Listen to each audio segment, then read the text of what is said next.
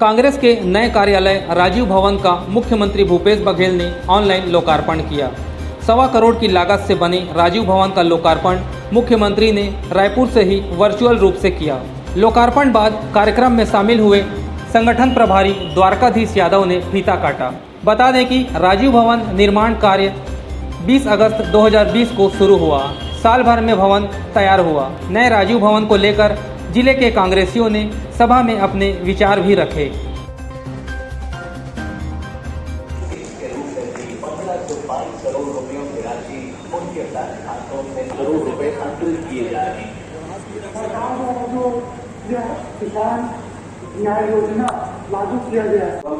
दुर्ग, Korea, Ambikapur 6 जिलों के कांग्रेस भवन जैसे राजीव भवन के नाम से जाना जाएगा, उसका लोकार्पण हुआ। मैं सबको बधाई देता हूँ। इस अवसर पर मैं बताना चाहूँगा कि 6 भवन पूर्ण हो चुके, जिसका लोकार्पण हुआ। 10 भवन अभी निर्माणाधीन है। 4 भवन का नवीनीकरण किया जा रहा है। 5 भवन का निर्माण होना शेष है। 3 भवनों के भूमि आवंटन की प्रक्रिया की जा रही है। और जैसा कि अभी हमारे प्रभारी जी ने कहा कि 4 जिले और घोषित हुए हैं, उस पर ही हम लोगों को काम करना है। तो नोटिफिकेशन के साथ साथ भूमि आवंटन की कार्रवाई भी हम लोग करेंगे, ऐसा विश्वास। तो सभी जिलों में राजीव भवन बने। और इस कार्य के लिए मैं धन्यवाद देना चाहूँगा विजय जी को। तो लगातार कांग्रेस भवन के कार्यों की प्रगति के बारे में वो जानकारी लेते रहे हैं, समीक्षा करते रहे, इसलिए मैं विशेष रूप से धन्यवाद देना चाहूँगा। और अध्यक्ष के रूप में माननीय मोहन मरकाम जानते हैं कि इन भवनों का निर्माण कितना महत्वपूर्ण है।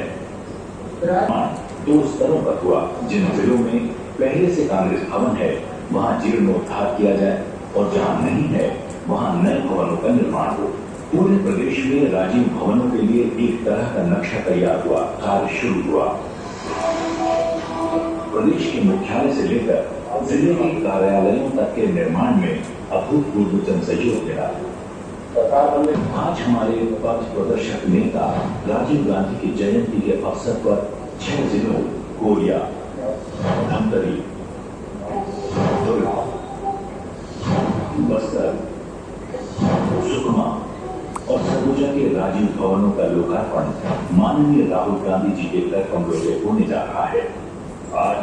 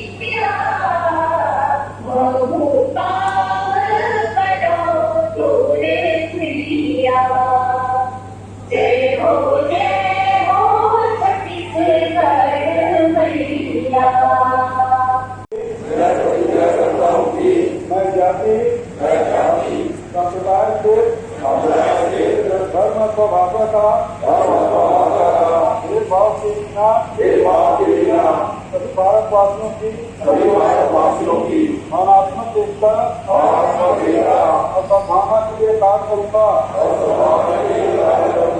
मैं पुनः प्रतिज्ञा करता हूँ कि अहिंसा का सहारा दे बिना सभी प्रकार के मतभेद तार्किक और संवैधानिक माध्यम से सुझाऊंगा। धन्यवाद। अब इसके बाद जब तक सूरज चांद रहेगा, राजीव तेरा नाम रहेगा, राजीव गांधी अमर रहे। गौरवशाली दिन में यहाँ पर उपस्थित होकर बहुत ही आज हमारे बहुत ही सम्मानीय पूर्व प्रधानमंत्री भारत रत्न स्वर्गीय राजीव गांधी जी के जयंती के जन्म दिवस के अवसर पर धमतरी जिले में धमतरी के लिए राजीव भवन का निर्माण किया गया है, जिसका लोकार्पण हमारे सम्मानीय मुख्यमंत्री छत्तीसगढ़िया मुख्यमंत्री भूपेश बघेल जी के कर कमलों के द्वारा सभी वरिष्ठ पदाधिकारियों के द्वारा किया गया है। जैसा कि आप देखेंगे राजीव भवन पहले हमारा कांग्रेस भवन जो बहुत छोटा हुआ करता था, लेकिन आज सुसज्जित बढ़िया राजीव भवन हमको मिला है, जिसमें हमारे जितने भी जिला कांग्रेस कमेटी के विंग हैं और युवक कांग्रेस है, NSUI है, महिला कांग्रेस है, सेवा दल है और अन्य प्रकोष्ठ हैं, उनके लिए सुसज्जित इस भवन में सारी जगह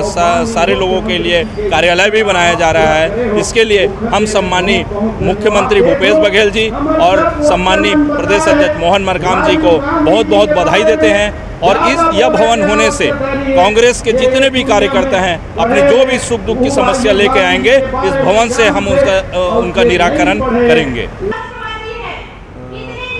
मेरे लिए, मेरे परिवार के लिए और पूरे यहाँ के जितने भी कांग्रेस जन हैं पूरे अंचल के, उनके लिए बहुत भावुक भरा क्षण है, क्योंकि ये भवन न सिर्फ 1947 के बाद का कांग्रेस की गतिविधियों का भवन है, बल्कि 1947 के पहले भी इस स्थल में यहाँ पर आके स्वतंत्रता संग्राम सेनानी लोग अपनी भूमिका को संचालित करते थे और ब्रिटिश हुकूमत के खिलाफ में यहाँ से योजनाएं बनती थी, उसका क्रियान्वयन करने के लिए गुपचुप तरीके से यहाँ बैठ करके वो लोग निर्णय लेते थे, जिसके परिणति के स्वरूप 15 अगस्त 1947 को देश आज़ाद हुआ।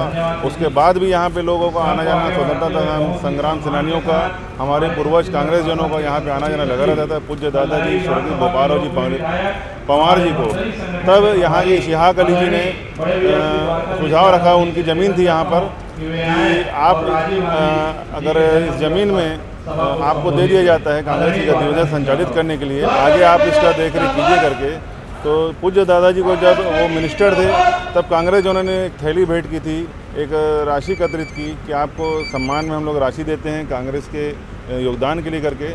तो उन्होंने कहा कि कांग्रेस के योगदान के लिए दिया है तो इसको कांग्रेस जनों का ही एक मंदिर बनाया जाए, उनके आस्था का केंद्र क्यों ना बनाया जाए, जहाँ से हम सब कांग्रेस जन मिलजुल कर बैठ करके अपनी गतिविधियाँ, अपने विचारों को यहाँ से प्रचार प्रसार कर सके करके। और उसी दिन उन्होंने भूमि पूजन करके इसकी बुनियाद रखी थी। उसके बाद पंडित श्यामाचरण जी शुक्ल के हाथों उसको लोकार्पण करवाया। जब उस समय पैसे कम पड़े थे तो अपनी जो 16 एकड़ ज़मीन बेच करके दादाजी ने इस भवन को पूर्ण कराया था। उस समय तत्कालीन अविभाजित मध्य प्रदेश सबसे बड़ा भवन यहाँ पे बना और आज उस भवन का आज यहाँ फिर से माननीय भूपेश बघेल जी, माननीय मोहन मरकाम जी के नेतृत्व में फिर से एक नया स्वरूप बना है। हम सब के लिए भावुक भरा क्षण है, हम सब के लिए आज खुशी का दिन है और बहुत बहुत आभार व्यक्त करते हैं माननीय मुख्यमंत्री जी का और मोहन मरकाम जी का, राम गोपाल अग्रवाल जी का, यहाँ के जिला कांग्रेस के समस्त पदाधिकारियों का, कि ऐसे भवन को अच्छा सुंदर स्वरूप प्रदान करके आज दादाजी को उन्होंने जो एक प्रकार से श्रद्धांजलि दी है।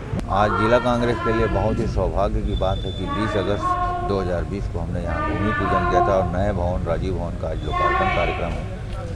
इसके लिए हम पूरे जिले वासियों के, कांग्रेस जनों के लिए बहुत ही सौभाग्य का दिन है और सद्भावना के साथ साथ हम लोगों ने आज संकल्प भी लिया है कि इस बार 2023 के विधानसभा चुनाव में धमतरी जिले की तीनों विधानसभा सीट हम जीत के देंगे। समस्त कार्यकर्ताओं ने अपनी कमर कस ली है और नए उत्साह, नए ऊर्जा के साथ नए भवन हम लोग यहाँ से कांग्रेस की गतिविधियाँ संचालित करेंगे। आज लोकार्पण हो गया इसका और यहाँ से काम कब से चालू होगा? यह काम 20 अगस्त 2020 को हमारा इसका भूमि पूजन हुआ था, पर पुराने भवन को डिसमेंटल करने में और कुछ कागजी कार्रवाई के कारण हमारा बहुत सारा समय निकल गया।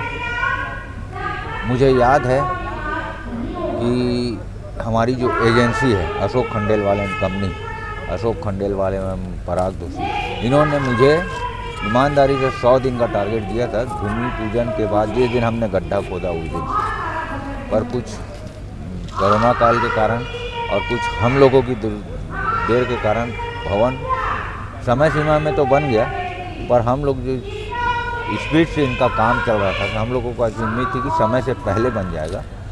पर मैं दोनों को बहुत बधाई दूंगा, दिन रात मेहनत करके इस भवन को आज 20 अगस्त जो हमारा टारगेट का दिन था 2021 उसमें